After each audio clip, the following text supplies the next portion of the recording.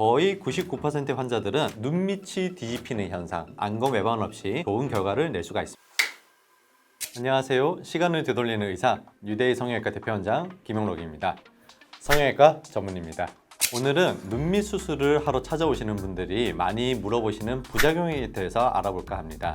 하안검 수술을 알아보러 오시는 분들이 가장 많이 상담 과정에서 물어보는 부작용 중 하나가 수술을 한 다음에 눈밑이 뒤집히는 현상, 즉 안검 외반 현상이 나타나지 않을까 많이 걱정을 하십니다. 안검 외반이라는 단어는 말 그대로 한자어인데요. 한자어를 풀어보자면은 안검이라는 단어가 눈꺼풀입니다. 그 다음에 외반이라는 단어는 바깥쪽으로 뒤집힘이기 때문에 즉 안검 외반 현상이란 아래쪽에 있는 눈꺼풀이 바깥으로 뒤집히면서 결막과 아래쪽 흰자위가 노출되는 현상을 말하게 됩니다. 오늘은 이 안검 외반이 왜 생기는지 또 어떤 사람이 잘 생기는지 알아보고 이것을 예방할 수 있는 방법에 대해서 저와 함께 알아보는 시간을 가지겠습니다. 일단 제일 먼저 안검 외반은 생기기 쉬운 분들이 이미 있습니다. 수술하기 전부터 이렇게 안검 외반이 잘 생길 법한 사람들을 선별을 하는 것이 가장 중요한 건데요. 안검 외반이 잘 생기는 분들의 특징을 알아보겠습니다. 첫 번째로는 안검 외반은 다소 눈이 크고 또 눈이 많이 돌출되어 있어서 안구의 위치 자체가 앞쪽에 있는 앞 광대뼈보다 더 많이 돌출되어 있는 경우가 잘 생깁니다. 즉 일반적으로 눈이 작은 우리나라 분들보다는 눈이 훨씬 크고 튀어나와 있는 서양 또는 이제 광대도 작은 백인들, 즉 서양의 백인들에 있어서 눈은 더 큰데 광대뼈는 더 작기 때문에 상대적으로 우리나라 분보다는 서양 백인들에 있어서 이 안검 외반이 더 잘 생기게 되고요. 우리나라 분들 중에서도 당연히 앞광대가 덜 발달해 있으면서 눈이 굉장히 크고 돌출되어 있는 분들이 안검 외반 현상이 나타나기가 쉽습니다. 즉, 이 눈알의 크기가 오히려 광대뼈보다 더 나와 있는 경우에는 실제로 안구 자체가 크고 나와 있기 때문에 이것이 이미 아래 눈꺼풀을 밀어내고 있습니다. 그래서 이미 큰 눈알 자체가 아래 눈꺼풀을 밀고 있기 때문에 아래 눈꺼풀의 입장에서는 조금만 당겨져도 이렇게 딱 뒤집히기가 쉬운 그런 환경에 노출되어 있습니다. 그리고 안검 외반이 생기기 쉬운 두 번째 조건은 기본적으로 노화 현상이 진행이 되면서 아래쪽 눈꺼풀에 있는 인대와 그리고 그거를 감싸고 있는 눈 감는 근육, 즉 눈둘레근이 약화가 되어 있는 상황입니다. 이것은 이제 흔히 노화 현상과 동반이 되어 있는데요. 우리나라 분들 같은 경우에는 한 50대, 60대까지만 하더라도 이런 이제 처짐이라든가 근육의 이완증은 잘 보이진 않지만은 70대가 넘어가는 경우에는 눈 밑의 근육과 인대 자체가 늘어지고 약해진 것 때문에 자연스럽게 이미 안검 외반증 또는 아래쪽에 흰자위가 노출되어 있는 삼배간 현상이 나타나 있는 경우가 많습니다. 이런 경우에도 안검 외반이 수술 후에 발생하기 쉬운 조건이 되겠습니다. 마지막 세 번째 조건은 특수한 질병을 앓고 있을 때입니다. 예를 들어서 40대 또는 50대 때 한쪽에만 안면마비가 오는 벨마비라고도 하고 우리나라에서는 구안와사라고도 불리죠.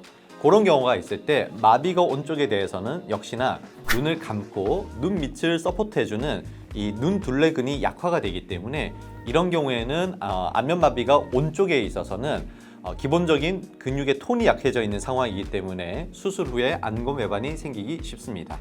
여기서 말씀드린 근육 톤이라는 것은 근육의 긴장도를 이야기하는 것이고요. 그래서 이렇게 안검 외반이 잘 생길 만한 분들을 1차적으로 선별하는 것이 가장 중요하고요.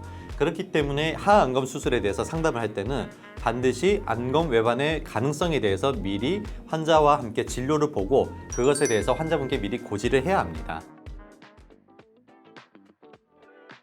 안검 외반을 방지하기 위한 예방법 첫 번째입니다. 첫 번째는 환자에게 안검 외반의 가능성을 확인하는 것으로 두 가지 테스트를 하게 됩니다. 첫 번째는 말 그대로 아래 눈꺼풀을 당겨보는 트랙션 테스트라고 합니다. 이걸 당겨봤을 때 아래 눈꺼풀이 쉽게 당겨지는 그런 상태의 눈인 건지를 체크를 하고요.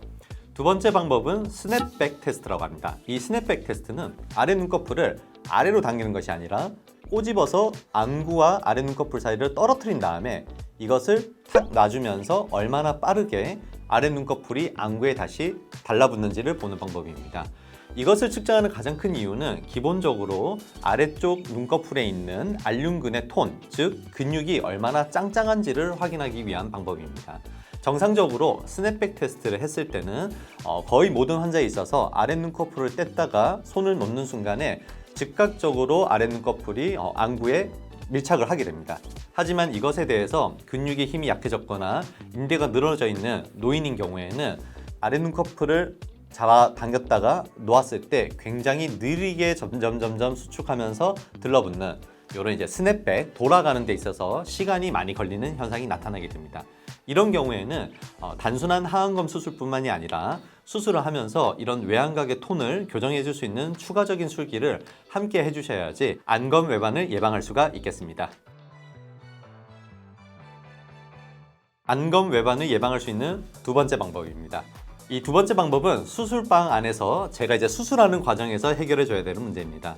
이 안검 외반을 예방하기 위해서 이제 두 가지 방법을 꼭 지켜야 되는데요. 첫 번째는 아래쪽에 처져 있는 눈꺼풀을 보강도 해주고 그 다음에 그 안검 외반 현상을 막아내주기 위해서 아까 말씀드린 눈 둘레근, 즉 안륜근을 충분하게 리프팅을 하여서 바깥쪽 눈뼈에 있는 골막에다가 고정을 해주는, 즉 외양각 고정술을 해주는 겁니다. 지금 제가 제 눈을 봤을 때도 그냥 단순하게 눈꺼풀을 아래로 당기면은 제 눈도 쉽게 뒤집힙니다. 하지만은 바깥쪽에 있는 근육을 충분히 리프팅이 되어 있는 상태에서 제 아래 눈꺼풀을 당겨도 그럴 때는 쉽게 당겨 내려가지가 않습니다. 그렇기 때문에 이 외양각 고정술은 이 안검 외반을 예방하기 위해서 나온 대표적인 하안검 술기이고, 그랬을 때 좀 더 미용적인 결과도 좋고 기능적인 장애도 생기지 않는 좋은 수술 술기라고 말할 수 있겠습니다. 그리고 수술방에서 또 하나 지켜야 되는 원칙 중에 하나가 아무리 늘어져 있는 피부가 많다 하더라도 하안검 수술하고 나서 이 늘어져 있는 피부를 지나치게 잘라내지 않는 것도 중요합니다. 피부를 지나치게 잘라내게 나면은 결국은 이제 수술이 끝나고 나면 아래쪽에 눈꺼풀에서 둘 사이를 봉합을 해야 되는 거죠. 그럴 때 양쪽의 피부가 너무 많이 제거가 되고 당겨져서 꼬매지게 되면은 당연히 시간이 지나면서 서로 반대 방향으로 당기는 힘도 있고요. 특히 눈밑 같은 경우에는 사람들이 주로 앉아서 서서 지내기 때문에 아래쪽에 절개했던 피부 조직이 계속 중력의 힘을 받아서 아래로 떨어지려고 합니다. 그렇기 때문에 상처는 아물면서 약간의 쪼그라들고 그 와중에 아래쪽에서 끌어올린 피부가 위쪽에 있는 눈꺼풀을 잡고 아래로 끌고 내려가는 현상이 나타나기 때문에 피부의 여분을 적절하게 남겨놓고 너무 많이 제거했을 경우에는 안검 외반이 나타나기 쉽습니다. 그래서 이런 외양각 고정술과 적절한 수준의 피부 절제를 하는 것이 수술장 안에서 성형외과 의사가 지켜야 할 대원칙 두 가지가 되겠습니다. 안검 외반을 예방할 수 있는 세 번째 방법입니다. 이것은 수술 후 관리에 대한 내용입니다. 수술이 끝난 직후에 거울을 보시면은 제가 수술을 해드리고 나서 눈 밑에 테이핑을 해두던가 아니면 듀오덤이라고 불리는 살색 테이프를 넓게 붙여놓는 것을 보신 분들이 계실 겁니다. 이것들은 사실은 눈 밑에 압박과 동시에 눈 밑 피부를 처져 내려오지 않도록 위쪽 피부로 이제 끌어당겨서 테이핑을 해놓은 겁니다.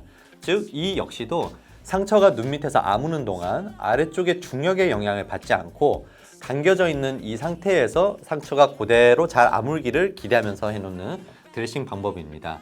저는 개인적으로 이 드레싱 같은 경우에는 평균적으로 한 3일에서 4일 정도 유지를 하고요. 보통 일주일 차에 실밥을 뽑고 난 다음에는 크게 필요하지 않는다고 말씀을 드립니다. 하지만 아까 말씀드린 안검 외반이 생기기 쉬운 분들 같은 경우에는 이런 분들에게서는 수술이 끝나고 실밥을 뽑은 이후에도 약 2주에서 한 달 정도 테이핑을 지속할 수 있도록 교육을 하고 또 안내를 드리고 있습니다. 네, 오늘은 하안검 수술의 가장 무서운 대표적인 부작용이죠. 안검 외반 현상에 대해서 대표적인 그 이유와 그리고 그거를 예방하기 위한 조치를 알아보았습니다. 안검 외반이 생기기 쉬운 환자들을 선별을 하고 이런 환자들을 대상으로 해서 외반증이 잘 생기지 않도록 여러 가지 수술 기법을 적절하게 활용을 하면은 거의 99%의 환자들은 안검 외반 없이 잘 회복하고 좋은 결과를 낼 수가 있습니다. 다만 그럼에도 불구하고 고령의 환자라든가 기본적으로 너무 근육의 톤이 떨어지는 환자의 경우에는 수술이 끝난 직후 눈 둘레근, 즉 안륜근의 근육의 그 힘 자체가 아직까지 회복되지 않아서 경도의 수준의 약간의 안검 외반이 나타나는 경우가 종종 있습니다. 이런 경우라고 하더라도 대부분 경과 진료를 보면서 3개월 정도 지켜보시면은 근육의 기능이 점점 돌아오면서 애교살이 자연스럽게 생기고 그러므로 인해 안검 외반에 대한 여러 가지 불편사, 눈시림이라던가 눈물 고임, 그 다음에 빨간 결막의 노출 등이 호전되는 경우도 많기 때문에 너무 걱정하지 마시고 성형외과 의사와 함께 경과를 지켜보셔도 괜찮을 것 같습니다. 네, 오늘 이렇게 알아봤듯이 안검외반은 생각보다 그렇게 잘 생기는 합병증도 아닐 뿐더러 적절하게 수술을 하게 되면 잘 생기지 않는 부작용입니다. 이 안검외반에 대해서 너무 걱정하지는 마시고요. 하안검 수술의 적정한 환자군인지에 대해서는 결국 병원으로 찾아오셔서 저와 함께 심도 있는 어떤 진료를 보시는 것이 가장 좋은 방법이 되겠습니다. 다음에도 눈밑 수술에 대한 좋은 내용으로 다시 찾아오도록 하겠습니다. 다음에 또 만날게요. 안녕!